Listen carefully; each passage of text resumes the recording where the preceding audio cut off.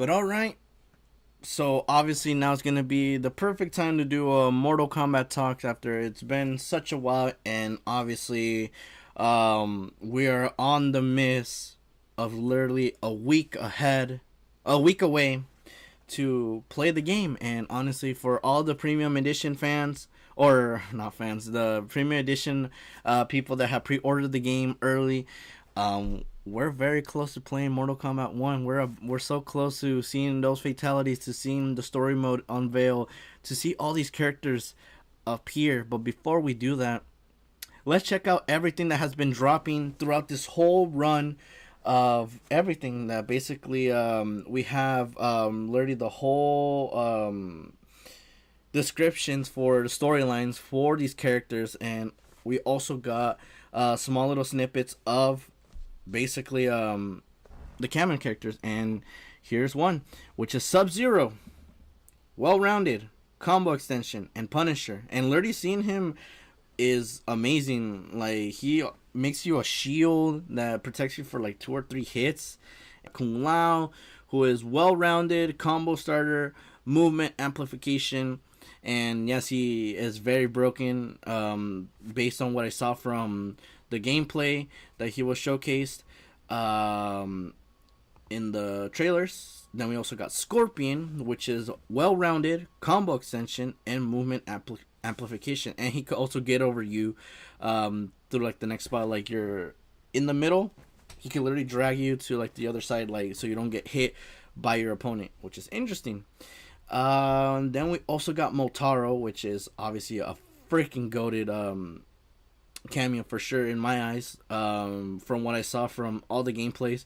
So he does defense, control, and movement amplification. So basically, if you want a shield, he's the perfect man. And then we also got Shujinko, which is someone that I didn't know until like I saw videos from Dynasty and other Mortal Kombat YouTubers. So shout out to them. And he does defense and unorthodox counters. And what I'm heard from this character from all the Mortal Kombat YouTubers that I watch is that he will copy a move. So he'll do defense, but he'll also do a counter that involves the opponent you're facing. So if you're fighting General Shao, he'll steal that move. Sindel, Kitana, Sub-Zero, Scorpion, you name it, will steal one move from one of them, whoever you're fighting, and if you have him as a cameo, he'll be the one copying that. And that's what I got. And then we also got the stages, and this is one of them, and it is so beautiful. Like, the stages in this game is freaking chef's kiss being spread out everywhere. And it says right here, the Hanging Gardens, which I'm obviously covering, so sorry. But it says right here, the heart of Sindel's palace. It is its lavish hanging gardens, vast, lush, and exquisitely manicured. They are one of the Outworld's grand wonders, as beautiful at night as they are in the day.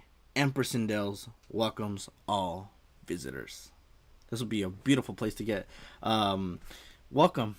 Like, the queen, the empress wants to see you.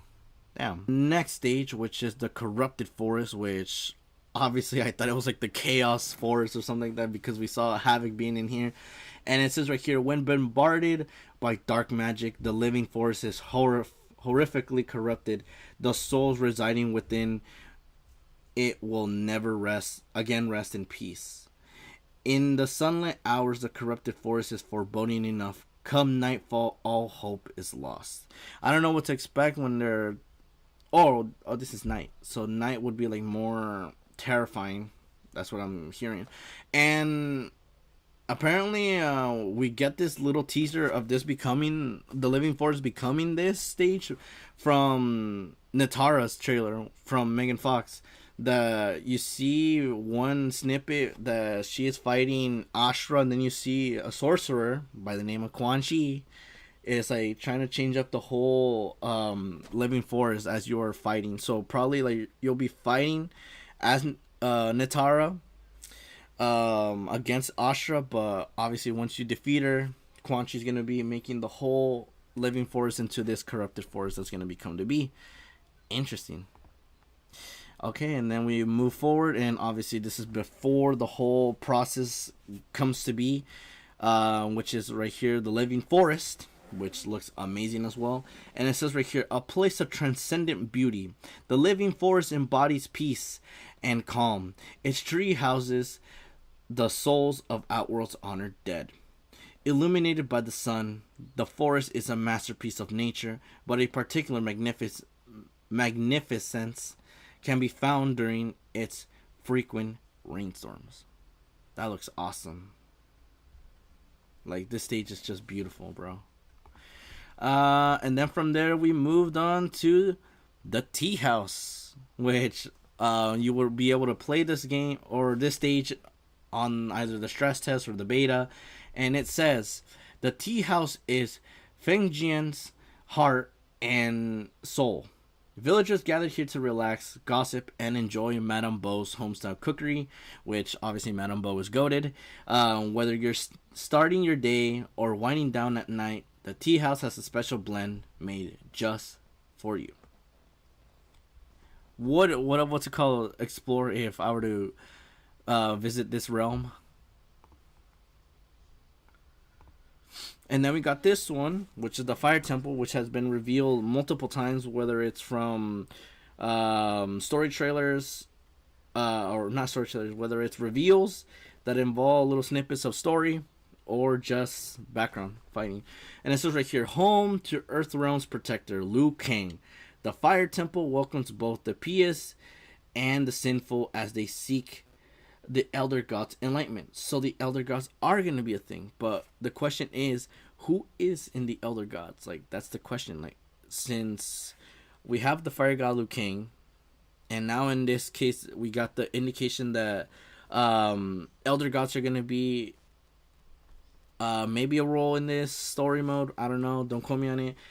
But then it also says, from the early dawn until deep into the night, the temple is open to all who visit. So we obviously see that with the Geras trailer that he arrives at night to come talk with Liu Kang. And then from there we got the small little snippet of Invasions mode, which obviously it is loud. So let me just pull it all the way down. And this is the whole concept of what we checked out here on the channel, of like the whole exploring. There we go. Look at that. We're going around doing some challenges, fighting some people, collecting items, and they said that this game is gonna have a lot of single player stuff, so definitely we'll check it out. Look at that, a skin.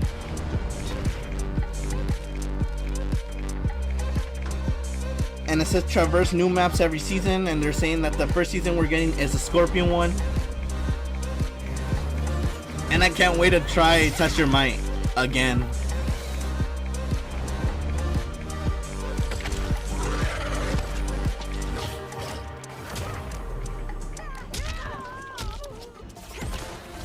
Yeah.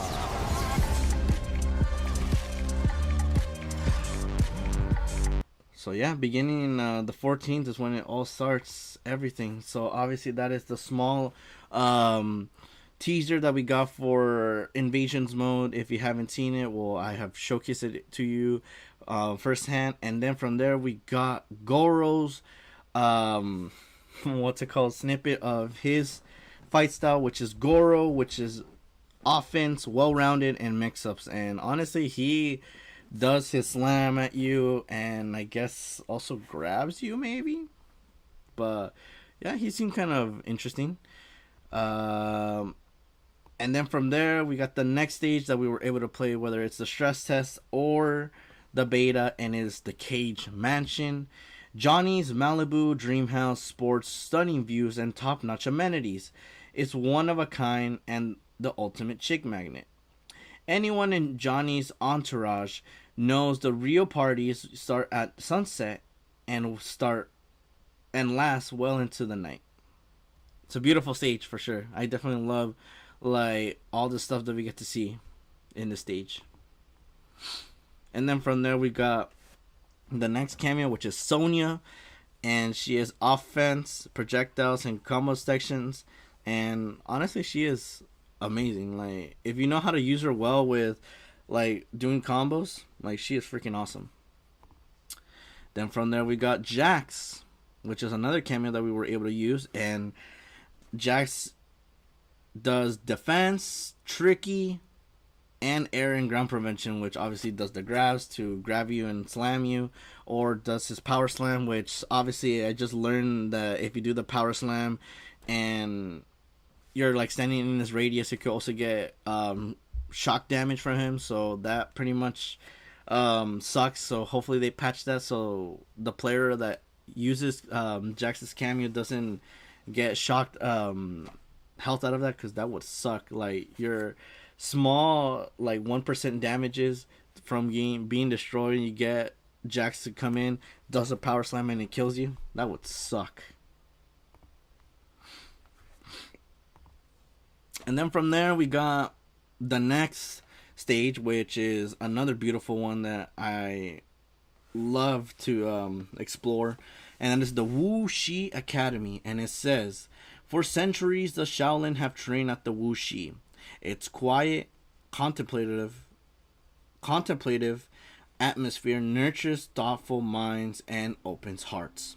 Students of the Wu Shi Academy train all day and well into the evening, always eager for more opportunities to hone their skills. Beautiful stage. And then we have this stage, which obviously, seeing a Dynasty video, he was like saying, now not the Outworld sky is purple. Like, we've been waiting for that for so long, and now it's possible. And it is Sundo, which is like the festival stage that gave me a present that it felt almost like Street Fighter 6 festival stage. Like, if you get like the reference what I'm talking about, you'll get the reference for sure.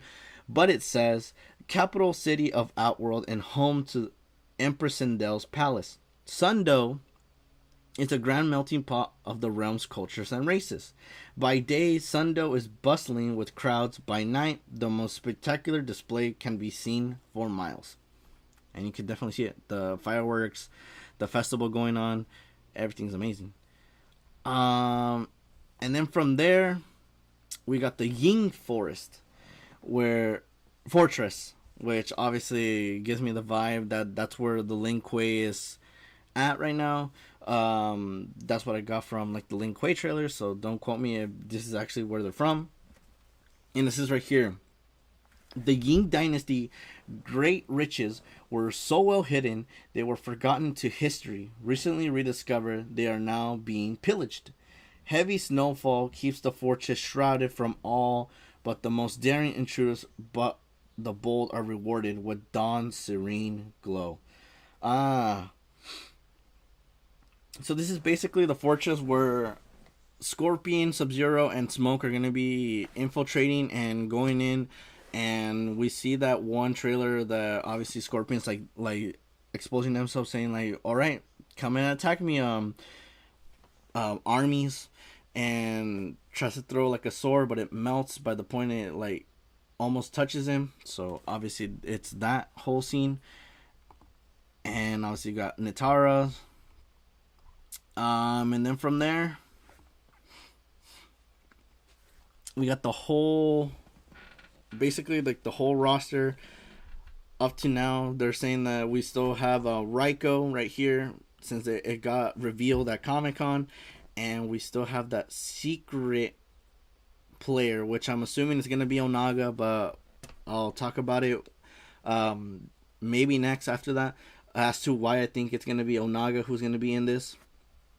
And then there's the secret cameo, who they're saying that it could be Meat, based on one thing that Ed Boon talked about, saying how Meat is probably the strongest cameo, and it could indicate that, because he did talk about it for Shujinko, and Shujinko did become a thing, so it wouldn't be out of the ordinary. And then from there we got the last thing for today, and that is Cyrax's description for cameo.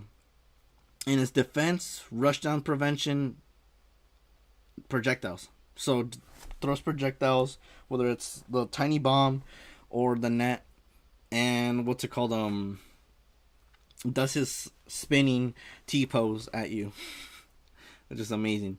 So that is basically everything that I got for when it comes to like the process of like the cameos and what it explains. Now we're gonna be jumping into the next thing that I wanted to showcase, which was obviously the descriptions for the characters. Sorry, I'm a little bit tired, but obviously the hype is still there for me for Mortal Kombat, and here is the description for these said characters. So let me move myself like this so you can at least see a little bit of it. But it says right here, having won control of the hourglass, Liu Kang restarted history. He neutralized the threats and dangers that had come before, crafting a new era in which all beings would have the opportunity to find peace. But that peace is now threatened by an enemy that Liu Kang could never have anticipated. It will take all of his wisdom and experiences to save not only Earthrealm, but all of reality. And this opponent, or this enemy, could be the Dragon King, because it has been hinted so many things, whether it's the mirror matches that they had between the two Liu Kangs that people have gotten from the stress test, saying that, oh, they mentioned Onaga being in this, like, did he rule or does he exist in your timeline? One said that rules it in their universe, saying could happen to us if we're not careful. And obviously it's saying he needs to have all his wisdom and everything that he has to his disposal to stop it before it gets worse. So that's the God of Fire Liu Kang, which is fire character. Definitely love playing as him. Then we got the Grandmaster of the Lin Kuei, Sub-Zero, Bihan. As the Lin Kuei's Grandmaster, Sub-Zero leads his ancient warrior clan in the defense of Earthrealm for external threats. For centuries it has been their solemn task. But Earthrealm hasn't been threatened in generation, and Sub-Zero sees no point in limiting his clan to preparing for dangers that may never come. Under his leadership, the Lin Kuei will come out of the shadows and fight for its place as one of Earthrealm's great nations. Where we're obviously seeing the whole cockiness, saying that why should we go on to defend Earthrealm when we could just control it and just be the badasses that we are, the Lin Kuei. That's basically his whole synapse. We got the revered Lin Kuei warrior, that is Scorpion, who is now Kuai Liang. And obviously that's a spoiler, but that's what they're going with. So it says right here, like his cherished father, Scorpion is dedicated to the Lin Kuei and its defense of Earthrealm. When his father died, Scorpion was bereft? Strange. Though he took pride in knowing that his brother Sub-Zero, who succeeded their father as the Lin Kuei's Grandmaster. But Sub-Zero's unprecedented move to ease off the Lin Kuei's tradition duties have frozen Scorpion's enthusiasm. He fears that he may one day have to battle his brother for control of the Lin Kuei legacy. Or he could go on to make a new clan that is referred to as the Shirai Ryu, because obviously he has the blue shading and Scorpion has the yellow shading. So obviously what we know from back then, Lin Kuei and Shirai Ryu. And then we got the Princess of Outworld, Kitana. Kitana has one purpose in life: to aid and to protect her older sister Melina as she prepares to rule Outworld one day. The steadily handed Kitana ignores the calls of those who advocate that she should replace her impulsive sister as heir. Instead, Kitana will defend the realm by fighting to make Melina the best empress possible. She will also fight to hide the dark secret that could end her sister's reign before it begins, which is obviously Melina's infection to the Tarkat disease, that she's becoming like the Tarkatans, like Baraka. And then we got the 21st century hero Johnny Cage, and then it says in his synapse, like many stars before him, Johnny became addicted to his fame. He came to measure his self-worth by his fans. adoration and their praise of him on social media. But with his star now fading, Johnny is fighting an uphill battle to remain relevant.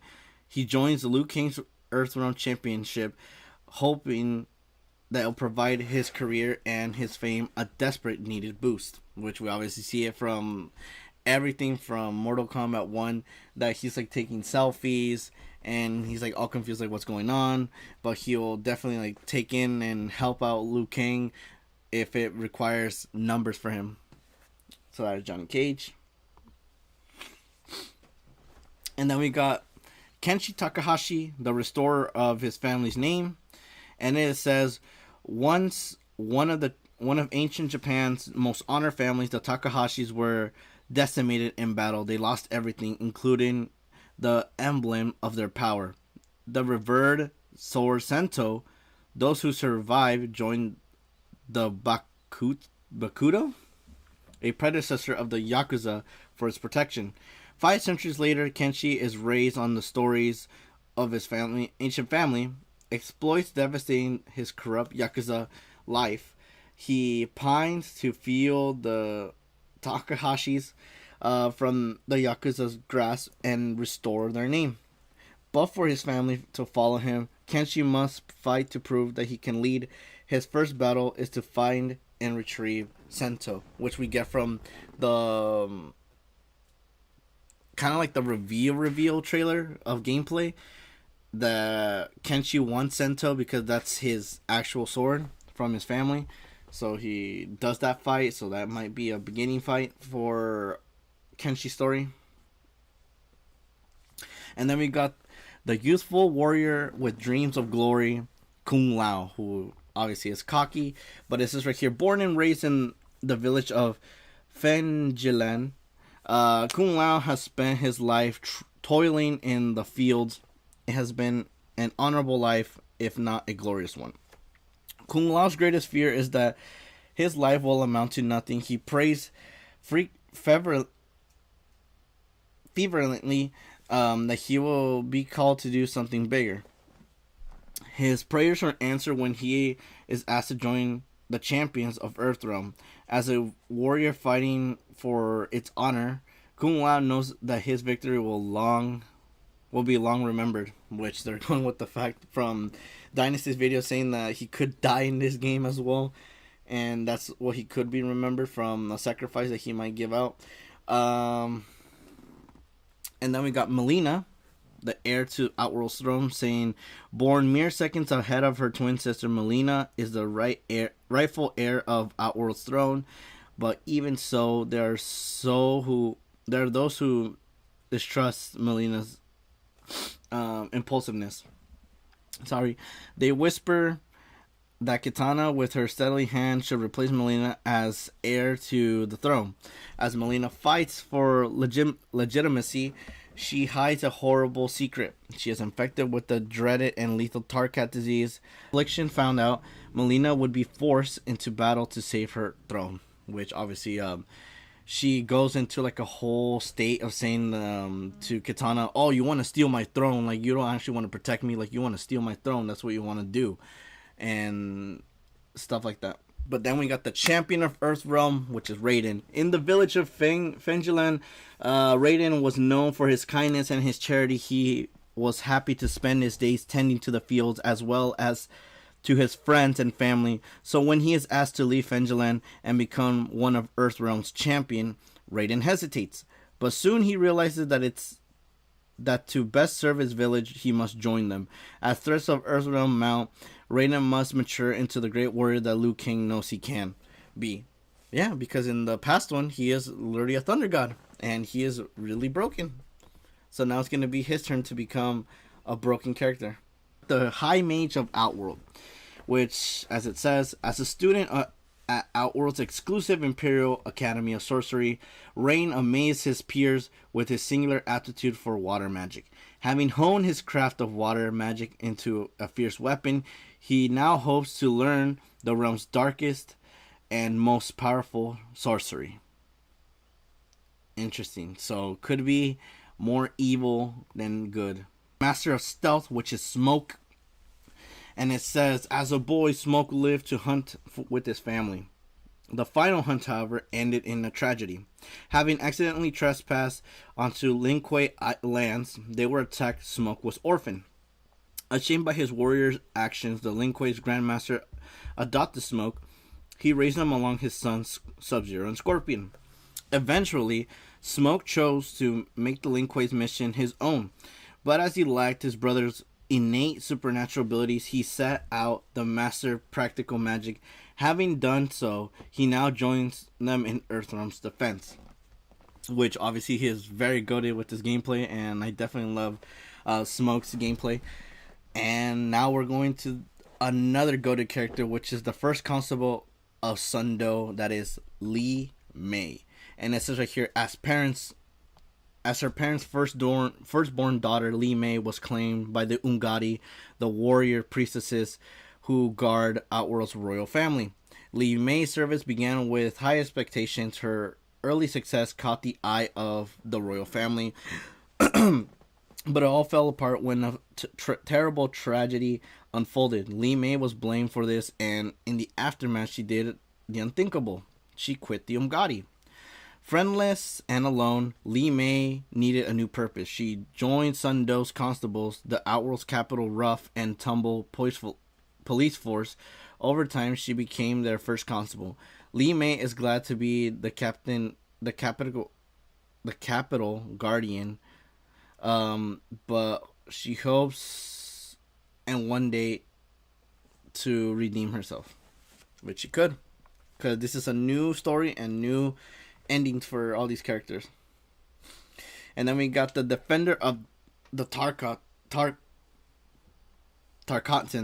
which is Baraka.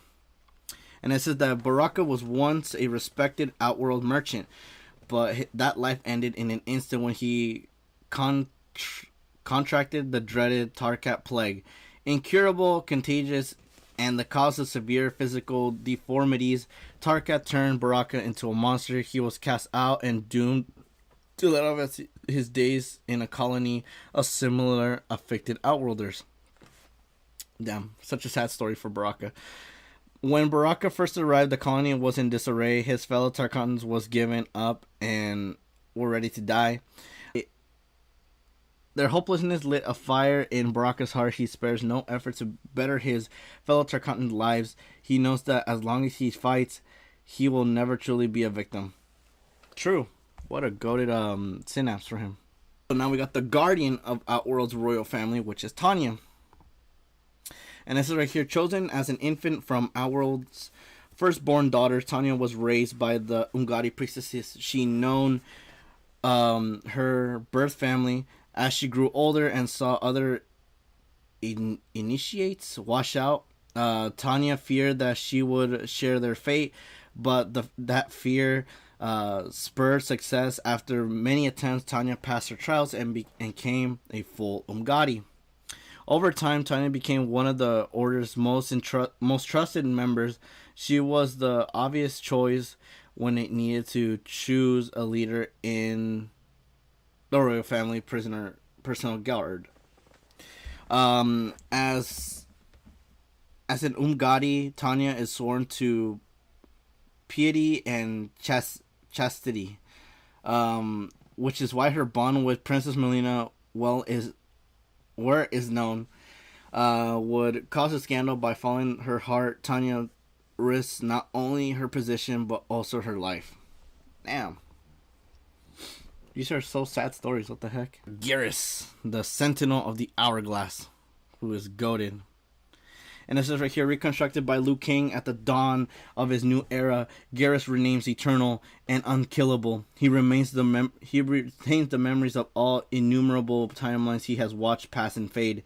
In the new era, Geras monitors events to make sure they are faithful to Liu Kang's vision. When they deviate from their intended path, it is Geras' responsibility to connect them. As threats begin to mount, Geras works tirelessly to defend reality, but to succeed, he must identify the mastermind behind the plot to destroy Liu Kang's new era, which could be Onaga, because they're saying that there's someone that has a big plot, and the only person that I'm thinking about is Onaga, and I'll explain why it's gonna be him. And then we got this Zatarian slave, which is reptile. A reptile is Zatarian, one of the reptiloid race which lives on Outworld's fringes. Like other reptiles, Zatarians can camouflage themselves, but Reptile possesses a unique mutation, one which allows him to shift shape to appear human. Bullied mercilessly by Zatarians for his ability, Reptile left home to make his future elsewhere, which obviously we saw from his trailer. And then we got the man himself, the rebellious anarchist, Havoc. And this is right here, a citizen of the realm of Saito. Havoc is sworn to take down the oppressive regime for his people. Their order is prioritized above all else. Law-abiding is met with strict punishment. Its citizens live in strict regulated castes. As members of Saito's lowest caste, Havoc had neither rights nor privileges. He seek with anger all the injustice. When he is brutally punished for a minor crime, Havoc finally decides to act. He sets out to destroy Sendo's regime, and it was an anarchist utopia. Once he breaks Saito's social orders, Havoc will free all its citizens. Together, they will live in blessed life. Looking like a definite anarchist. And then we got Ashra, which is the repentant Netherrealm demon. Which it says, as a demon, all Ashra knew was pain and violence. She assumed all beings in all realms lived as she did. But when she journeyed outside of the Netherrealm, she realized her error. Other realms were places of beauty and peace. She could not aid in their defilement. Ashra fled from her sister demons. Chanted Chris. It was a demon slayer, which she used to finish her pursuers. She was stunned to discover that using the Chris to destroy evil was purifying her soul, and that if she continued to do so, she could free herself from the Netherrealm. Ashra senses that her final absolution is near. Once achieved, she will finally enter the light. Interesting. And then we got the Empress of Outworld, Sindel, which says, when Sindel ascended to Outworld's throne, she was worried that she was ill-prepared, adding to her stress. Her impending arranged marriage to Jared, an Outworld noble, forced into a place into it to placate a rebellious region. Sindel could only pray that he was worthy. To Sindel's delight, Jared proved an ideal partner. Her early reign marked the start of the new golden age.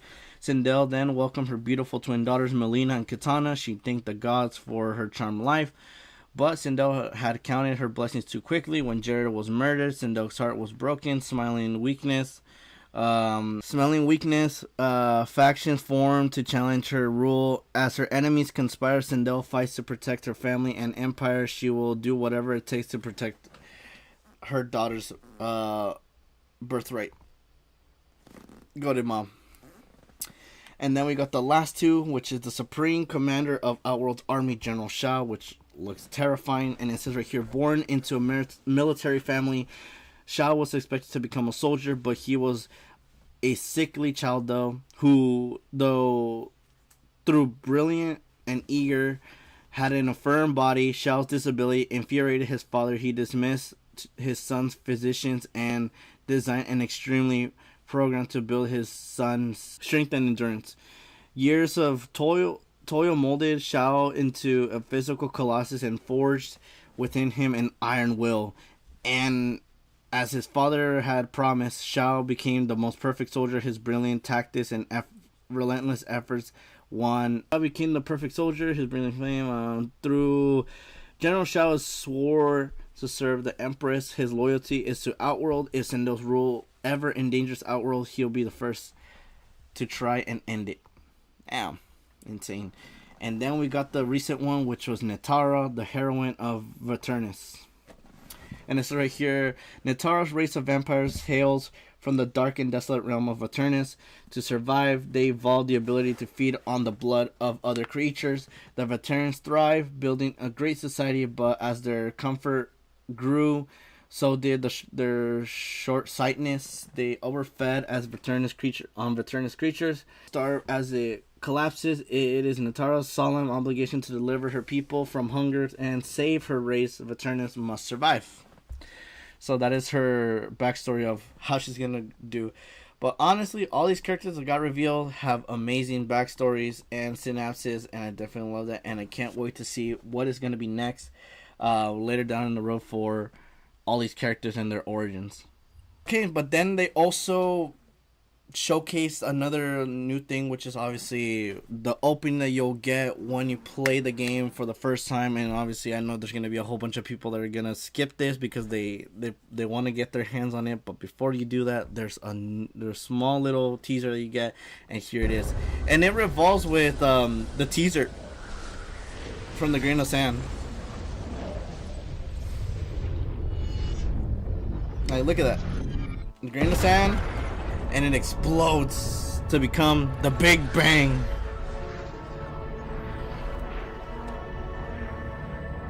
Having liberated the hourglass and become keeper of time, my next task was to restart history. Nice.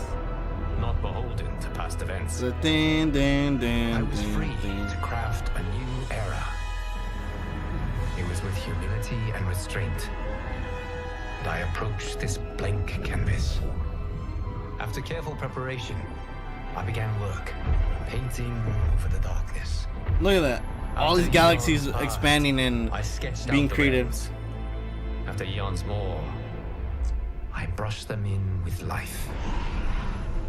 The new era has begun. All beings will have the opportunity to find peace. Whether or not they do will be their responsibility. Yeah, but there's villains. For my power only permits me to begin this endeavor. It is the duty of mortals to finish it. Mortal Kombat 1, and that is how we start. Shout out to Realmcast for showcasing this to all of us.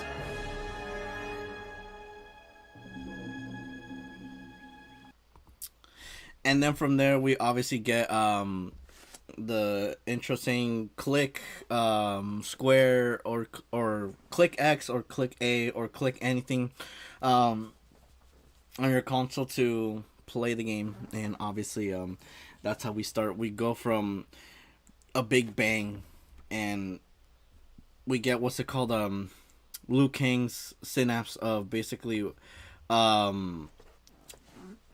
just where we're gonna go from here. That obviously he made this new realm or this new reality into one that involves peace, but obviously we're not getting much of the peace because we're getting some people that are working on the side to create chaos once again, and it's up to the people, which are obviously going to be the mortals, to fight off that threat. And they're saying that Onaga could be the last boss, or the boss that's going to be involved in this game.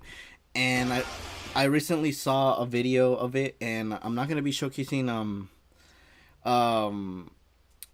I'm not going to be showcasing everything of it, but I'm just going to be pointing out some stuff that I've heard from the Mortal Kombat YouTubers and what they were pointing out. And yeah, this is the history of Onaga. Hey guys, it's History Behind the Warrior, and welcome back to another Mortal Kombat Like, I'm going to be showcasing video. a little bit. Now, seeing as I've been talking about him a lot recently, it seemed only right, but I talked about the former ruler of Outworld, the Yeah, and obviously these are the armies that, what's it called, Scorpion fights in the Lin Kuei trailer, where he's like literally like going like that and like expecting like someone to stab him, but if they even touch him, they will get melted by his heat. Ancient Dragon And it's these King guys. Onaga. Now, to actually touch on this topic and show some ideas that the expanded timeline has in fact touched on, I'll need to go all the way back to that of the original timeline. And obviously we have Quan Chi there. and talk about the dawn of the realms. Like he could be his helper now. A very ancient individual that does live in the universe. Now for me to do this, let me give you a brief summary of how the realms came into existence. Now at the very dawn of time, nothing existed. It was simply an empty void. But there you go. Where are we going with this? With Mortal Kombat 1's, that whole, what's it called, intro that we're getting, that Liu Kang literally started everything again. There was nothing in the universe, and then out of nowhere, he started doing his own little Big Bang, and these universes started popping in here and there, here and there. But in due time, there were two deities that came into existence. The first being Elder Gods, and now, obviously, the Elder Gods are going to be a thing in this new era, because from the description of the Fire Temple that we get to play on, it said that it's a place that you could talk with the Elder Gods as well. So, second being the fabled One Being. Now both were incredible deities of divine power, but the two sides didn't get along with each other, as the One Being was the apex predator, and thus killed and gorged on the remains of the Elder Gods. Now outmatched in power, the Elder Gods formulated a plan to take him apart, in the most literal sense. You see, they forged Kami Dogu amulets. And obviously, this is the point that many YouTubers were talking about, saying to take him apart. Hold on. In the most literal sense. You see, they forged Kami Dogu. The Kami Dogus, that they're saying that these are like little pieces that if they were like to get collected everything and they're like to make like a little enchantment out of it, the One Being saying that it could be anyone. Like the One Being could literally be this whole powerful being that they had the Elder Gods even fear, and they made plans to destroy it before it even got way too overly powered. So, like I'm saying from the Nitara trailer, I'm saying that we could get like something that involves that, because like she was holding something like red and it looked like a shard, so it could be maybe this. I don't know. Amulets that would separate the One Being's physical consciousness, and the physical remains of his body would somewhat evolve into the realms as we know it. So the physical plane of each realm in the Mortal Kombat universe is in fact a fraction of the One Being's body. So after a few so basically the One Being is all of the realms, like Outworld, Earth Realm, all these other places. So it basically the One Being is that whole thing. Years had passed by. These realms would flourish with life, giving birth to many different races across the Mortal Kombat universe. Which we're also getting in Mortal Kombat 1 with, what's it called? Outworld is already having his own like little spot. Earthrealm already has its own little spot. Like nothing crucial has happened yet. Now when the Elder Gods saw what the One Being's body had created, they decided to see what would become of the mortals. So they watched from a distance, but did appoint gods to look over the mortal plane, and keep an eye out for the possibility of the One Being's return, which is actually why the Elder Gods do not tread on mortal soil. Out of fear they may awaken the One Being. Now that being said, and the realms coming into existence, one of the first and strongest races to be born were the dragons. Which obviously, if you have not been paying attention to Ed Boon's like beginning tweets that he gave on Twitter, he did showcase the dragon a lot. So, like in every like tweet, like you would like see a small indication of a dragon emoji in there, which could indicate one thing. It could involve that Onaga has been teased since way back to coming right now, full circle it. Or it just could be a dragon. Ancient and powerful, they were perceived by many to be descendants of the gods themselves, as physically there were a lot of traits that they did share when an Elder God is in its true form. So because of this, they were held up in very high regard. Not only were they extremely strong, many of them aligned themselves with the gods. Two examples are in fact Orin and Karo, both being aligned with the Edenian god Argus, as they were assigned the mission of awakening Dagon and Dagon during the events of Armageddon. So it does allow them to be seen as emissaries of the gods. But Onaga was quite different in that respect. You see, unlike his brothers and sisters who would leave their home of Outworld, Onaga decided to stay behind, wanting to hone his powers and abilities so that he could rule these lands. And this was a mission he was successful in. Onaga became the ruler of Outworld, and he was seen as a threat by many. You see, whilst honing his skills, Onaga didn't just learn how to manipulate his magical properties, but he in fact descended into what would be known as the Dark Arts. Yep, which obviously, who else learns the dark arts? Well, we could see Shang Tsung because, like I'm saying, it's a blank canvas for all these characters to get their what's it called, their shines of like their powers. Like Shang Tsung doesn't know anything. Like he knows how to do like the whole makeup to make him feel like an old person. That's what it showcased from the story trailer that we got for. Or not the story trailer. That's what we got for like the story gameplay from around everywhere that they were showcasing. That Shang Tsung doesn't know nothing about the dark arts power, and he could get shown by Onaga. And like I'm saying, this video has more of a correlation that it could be true. As it seemed like in the Mortal Kombat canon, Onaga was one of the first individuals to ever learn about necromancy, which would become a key part of his role and his legacy. The one thing that I do wish to point out that I haven't elaborated on is Onaga's title as seemingly the Dragon King. Now unfortunately, due to how scarce dragons are in the Mortal Kombat series, we don't actually know if Onaga is king of the dragons or an individual who called himself king because he ruled the land of Outworld. So we do not know how true the Dragon King title is, what of his powers and talk where he was talking to Mir, Liu Kang saying he already rules it. Great empire. There were many that set his eyes on him. Becoming said ruler of Outworld naturally put him in the crosshairs of many. So in order to combat outside threats, Onaga would form the Unstoppable Army. There it is. On the surface, this was an army like any other, consisting of disciplined and well-trained soldiers that would fight and die in his name. And that is something they certainly did. Not that it stopped them from serving under him. You see, going back on what I mentioned about necromancy,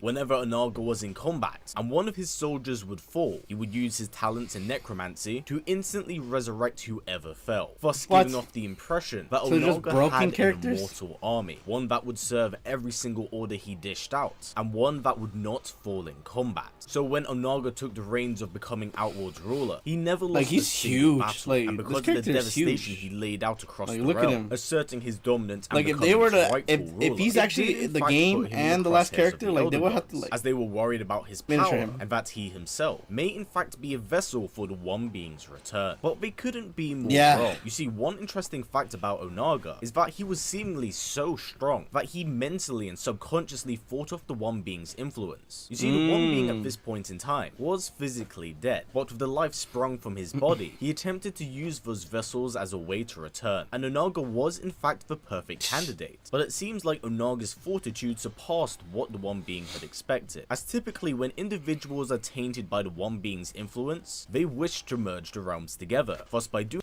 which obviously no one has yet. Like no one has gotten that influence that they want to merge the realms. Like it's a blank slate.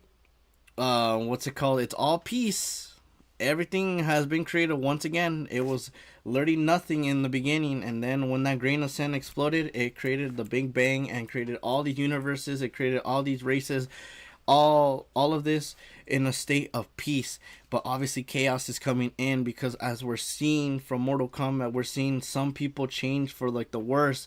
We're seeing Shang Tsung obviously treated as garbage for selling what's it called, snake oil,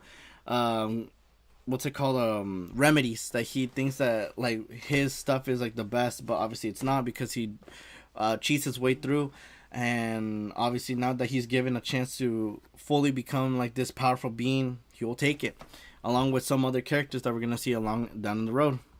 Doing so, they are able to become him. But this was something Onaga wasn't at all interested in, instead being interested in something far more valuable to him: immortality. You see, whilst Onaga was an almighty ruler, even he knew and understood that he still could die, and this is something he didn't want, as understandably he fought for his title as ruler of Outworld and wished to remain in this position, despite his advisor Shao Kahn being against this, and believing that the only true way to obtain immortality was by merging the realms together. So from what you can tell, the One Being's influence had passed from Onaga to Shao Kahn. Now, which I'm indicating that it could influence him as well. That like the little influences that are coming in, like we're seeing the General Shao.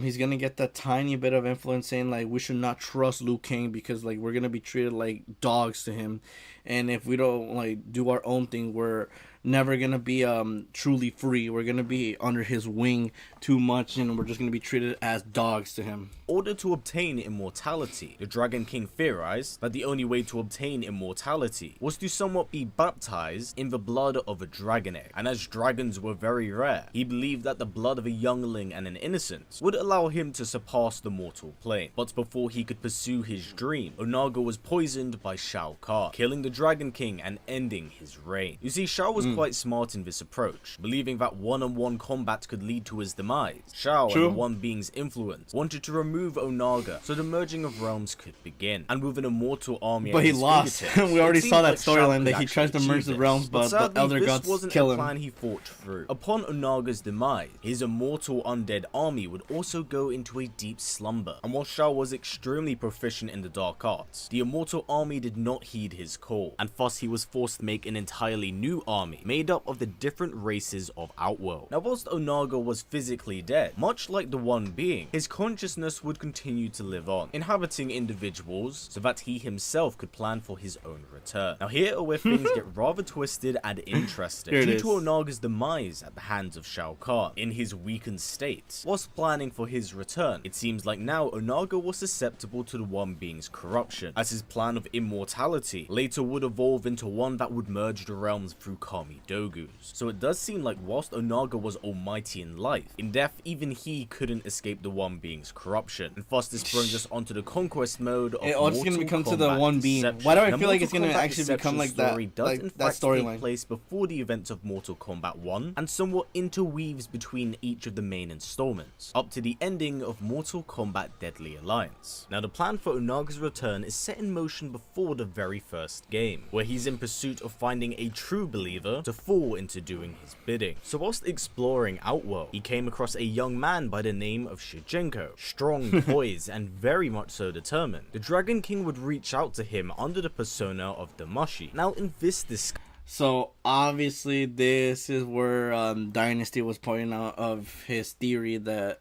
Damashi, which is obviously this orb, which is like a guide, guides a character to following their bidding and hopefully give them like a reward. But this reward is the Dragon King, that he will be awakened and he will rule over you.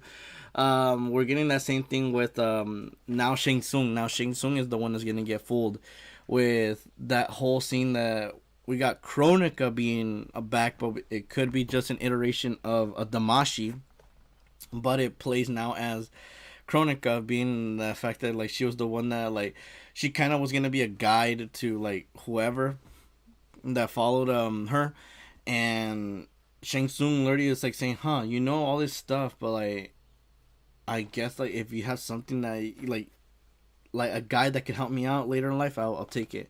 Guys, Damashi proclaimed himself as a messenger of the Elder Gods, and thus wished to test the faith of mortals. So when he reached out to Shigenko and told him that he was chosen for a divine mission by the gods, the young and naive man would accept it, and thus carry out Onaga's bidding of obtaining the Kami Dogus of each different realm. So yes, and this is where it's like going with the fact that like that he's probably gonna be like Shang Tsung in this timeline is gonna be the one that's gonna get fooled to collect all the Kami Dogus.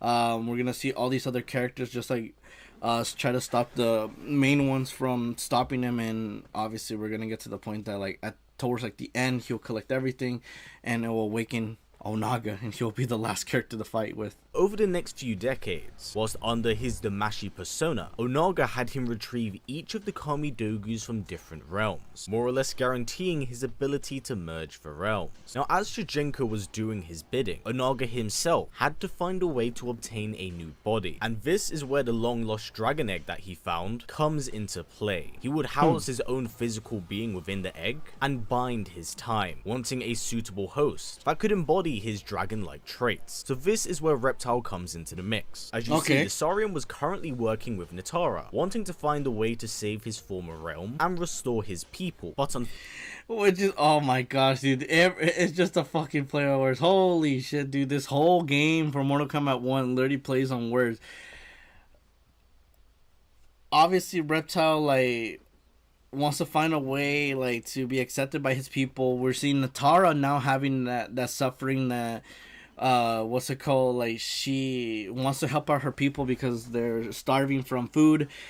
Coincidence much? I don't know. Fortunately, it all just raises speculation, and it jumps in and like to like the last thing from Aftermath, that once like we get like the ending for Liu Kang, it all just starts back to like he just picks a new champion, which in this case for 11 he ends off his storyline with picking the Great Kung Lao as the champion. And I guess we're probably gonna learn something about that, like in the story mode, before he already says, you know what, I'm gonna make a new Big Bang, and let's see what's gonna happen. I'm gonna create my new world of peace and prosperity, but obviously there's new crime and new stuff to go on, and it could involve the Dragon King himself. Damn, like I'm telling you, like there's so many correlations that come in this. So obviously I'm definitely excited to like know who is gonna be the villain in this, because we don't even know who it is yet, and I'm definitely excited for this game when it drops. Like everything was just amazing, between like the synopsis for the characters, the stages, the cameos, learning about that intro and the history of Onaga. Freaking amazing. Like it showcases a full circle for sure of everything that we have seen. That could be a real thing, but who knows? Time will tell when it drops. But I am very excited. Let's freaking go. Fatality.